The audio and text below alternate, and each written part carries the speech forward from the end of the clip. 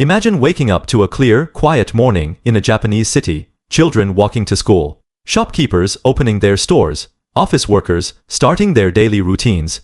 No one could have guessed that in just a few minutes, this peaceful city would be erased from the map, and the world would enter a terrifying new era. This is the story of the atomic bombing of Hiroshima, one of the most consequential events in American and world history, a decision that ended World War II, but opened the door to the nuclear age. Before the attack, Hiroshima was far more than just an ordinary urban center. It was a key military and industrial hub in southern Japan, home to the Japanese 2nd General Army Headquarters, which commanded all defensive operations in western Japan.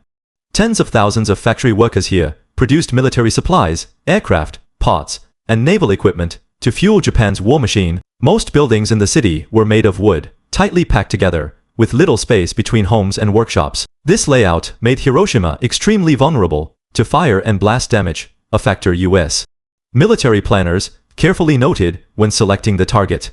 The city's population stood at roughly 350,000, a mix of civilians, soldiers, and laborers, all going about their lives unaware of the fate waiting for them. By the summer of 1945, World War II had raged across the globe for nearly 6 years. The European War had ended in May 1945, with Nazi Germany's unconditional surrender.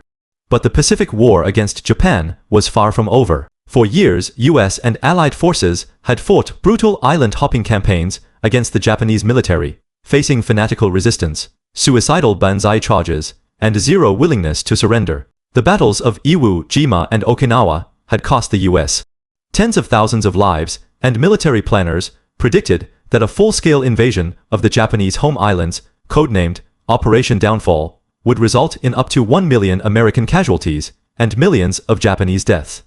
In July 1945, the Allied leaders issued the Potsdam Declaration, demanding Japan's immediate and unconditional surrender. The document warned that refusal would lead to the inevitable and complete destruction of the Japanese armed forces, and just as inevitably, the utter devastation of the Japanese homeland. But the Japanese government, led by military hardliners, rejected the declaration outright.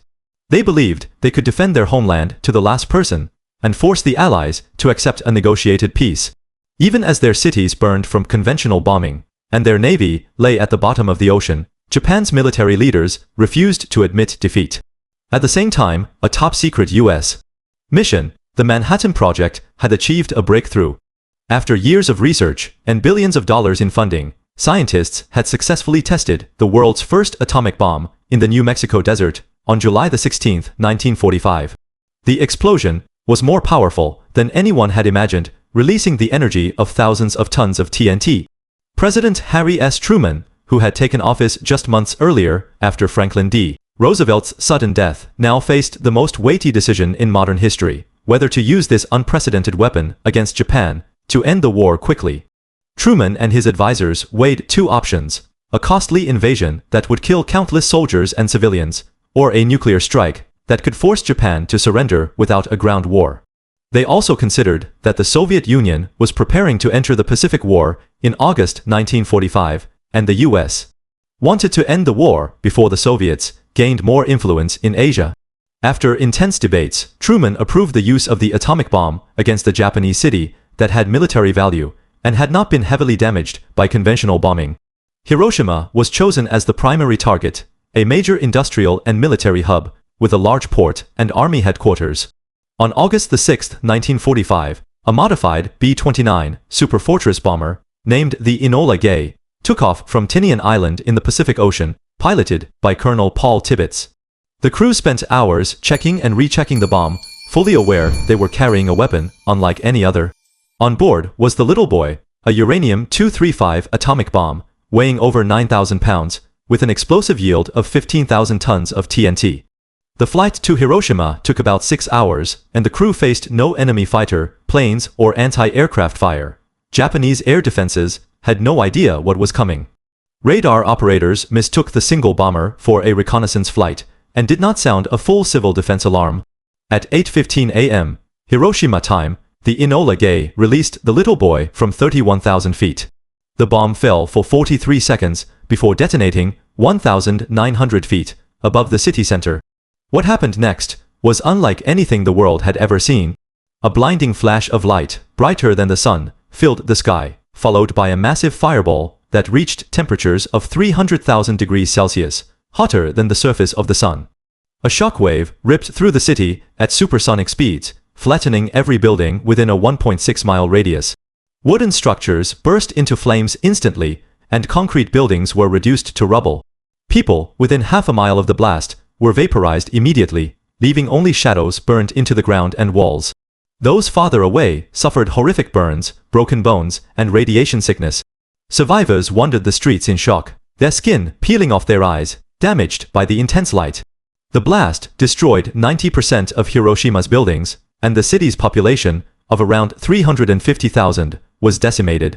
According to mainstream historical records, approximately 70,000 people died instantly from the blast and heat, and by the end of 1945, the death toll rose to around 140,000 due to severe burns, radiation, poisoning, and other injuries.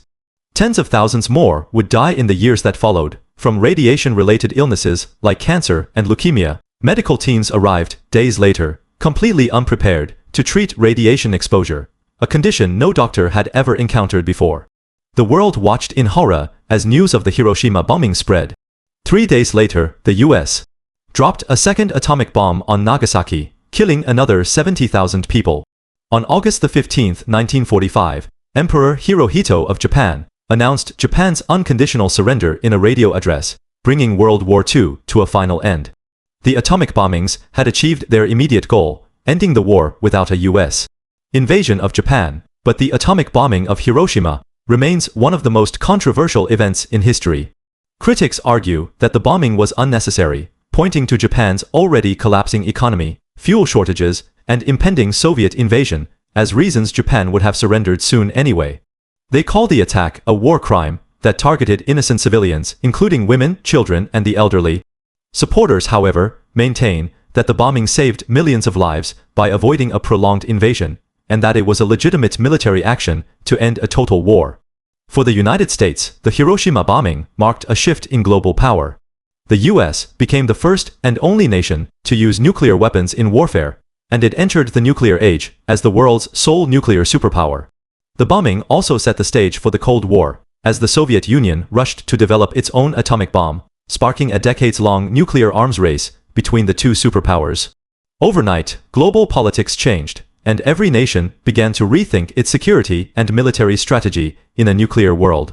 Today, Hiroshima has been rebuilt into a thriving city, home to the Hiroshima Peace Memorial Park and the Atomic Bomb Dome, a preserved ruin that stands as a symbol of the horrors of nuclear war. The city's message of peace and nuclear disarmament resonates around the world, reminding generations of the cost of war and the danger of nuclear weapons. The atomic bombing of Hiroshima is not just a chapter in U.S. history, it is a defining moment for all humanity. It shows the incredible power of science and technology, for better and for worse. It forces us to confront the moral questions of warfare, civilian casualties, and the responsibility of nations with weapons of mass destruction.